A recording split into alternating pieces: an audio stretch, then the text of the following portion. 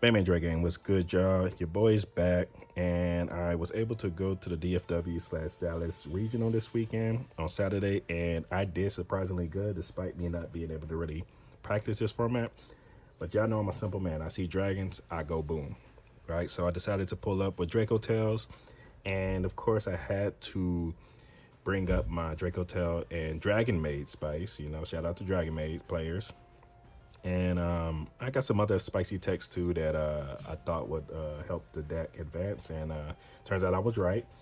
Overall, outside of taking the game one loss because 1 minute late, they started cut off at 9:30. Tournament started at 10. It was like 40 of us who had to wait. I digress. It is what it is. You know, I like to start at the uphill battle. So I started the day with X1 because they gave us that round one loss. And then I had to just win out. I ended up losing only one other time the entire day. So technically, outside of going X2, I really only lost to one person the entire day. So I got my invite nonetheless. But yeah, no, I wasn't trying to get my invite. I was trying to make top 8. But I digress.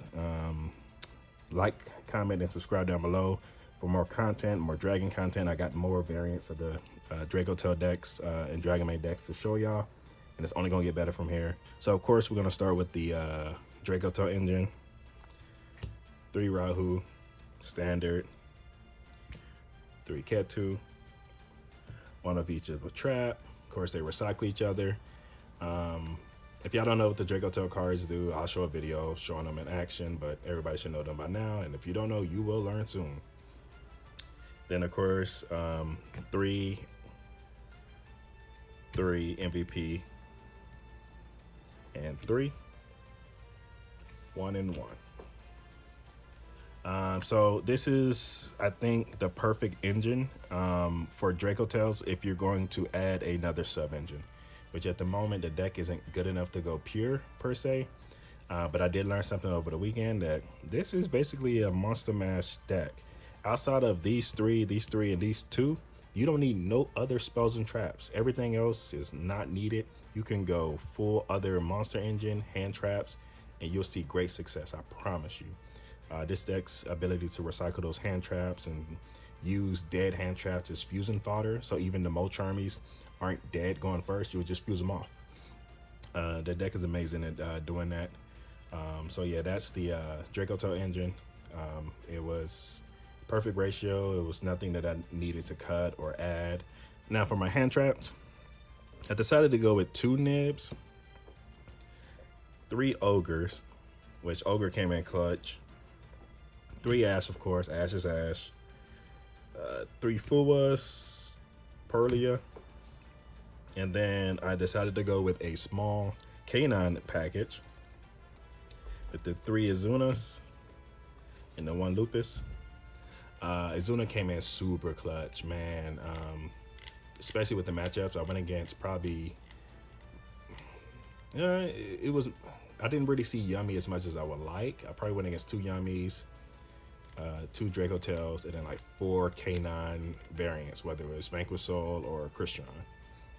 And 6 out of those 8 matchups, because you remember I had the round 1 loss, this card came in clutch. And of course I sided them out against Yummy because I didn't need them. But yeah, the K9, this is all you need. You don't need anything else if you're not running like a K9 focus deck. But yeah, that's my hand trap ratio. The deck ended up with 21 hand traps, which was a great ratio for me. Because like I said, we can play so many monsters in hand traps that even if like Nib is dead, or if they set up K9 Ripper, I can just sit on my hand traps because no, on my turn, I'm just going to put them to work and then put them to great use. So yes. And now for the Dragonmaid package. I know some of y'all was all thinking, oh, this is a Dragonmaid deck. They did good. Yes, I probably had the highest placing Dragonmaid deck out of all the regional postings in the last 2 weeks representing Dragonmaid players. But honestly, in this deck, you don't even need a giant Dragonmaid package because it'll be bricky. So I decided to go with the 3 Parlous, 1 low par, and 1 changeover. Perfect ratio. Nothing was bricky because the way the deck is set up is Parlor is able to dump low par. I could contact fuse, bring out house special summon another Parlor, then I can go into seals, or I can use that second Parlor that I got with another Dracotail monster to go into seals, or I can fuse this as a monster in my field to go. It's just so many infinite plays that you can do. Or I can just send changeover, then changeover bounces back to the hand, and then now this can summon a dragon, which Dragontail fusion is a dragon. And then this is an extra body that counts as a monster in the hand. So now I get to bounce or add 2 cards. So super clutch. And even changeover by itself, without these, was able to put in work. So, and low par wasn't a dead card. Like I said, you can use all bodies to fuse. And then low par in general, low par is able to discard.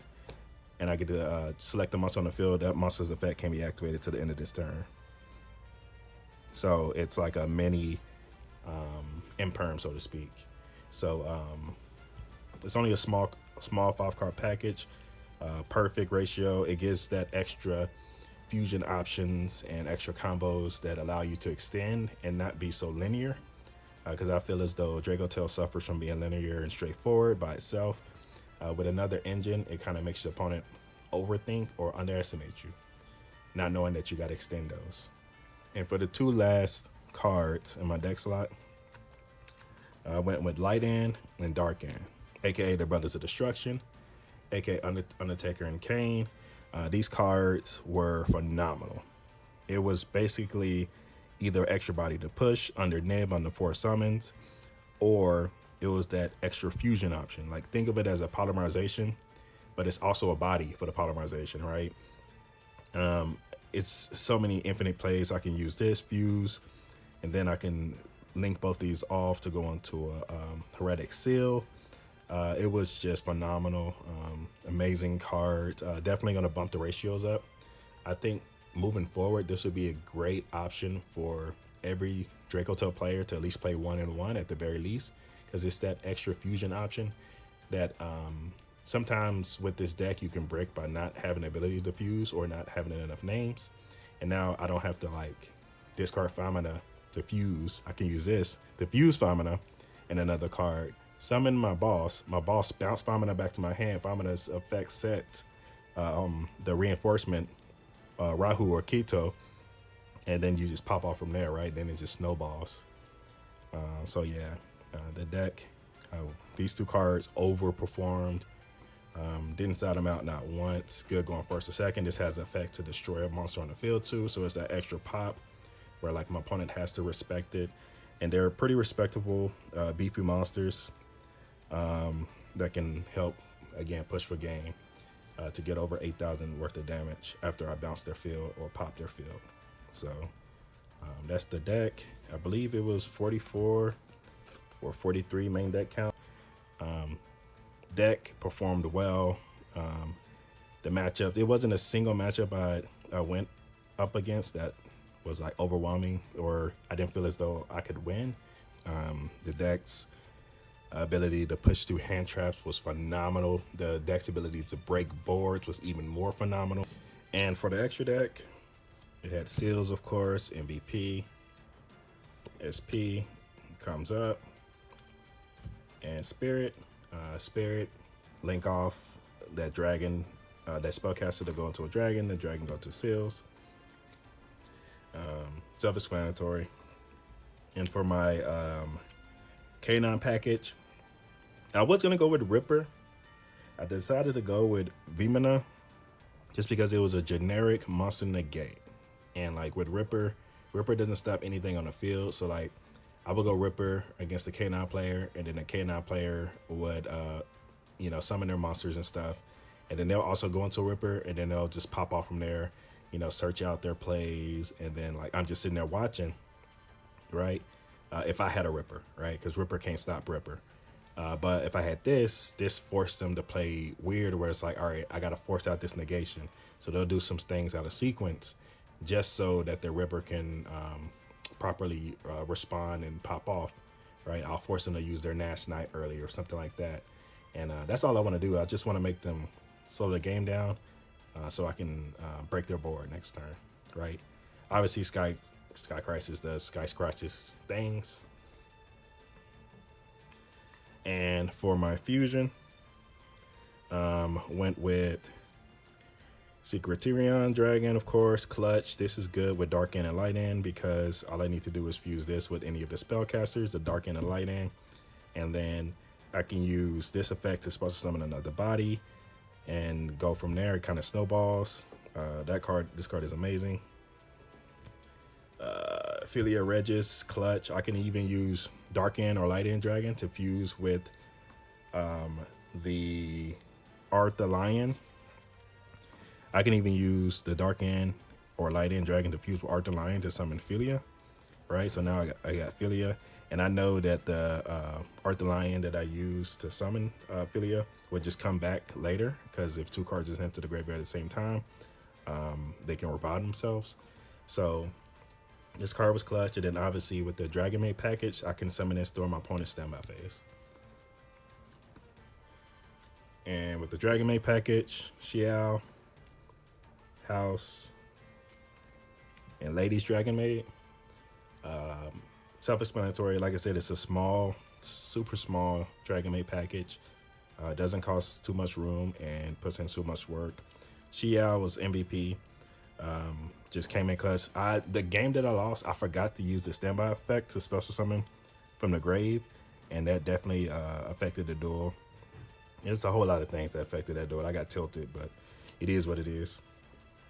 And then for my Dracotail package, I went with 2 and 3. I think this is the correct ratio. This card came up at 2 plenty of times because it wasn't all the time that I wanted to summon this when I had to fuse into a Dracotail fusion.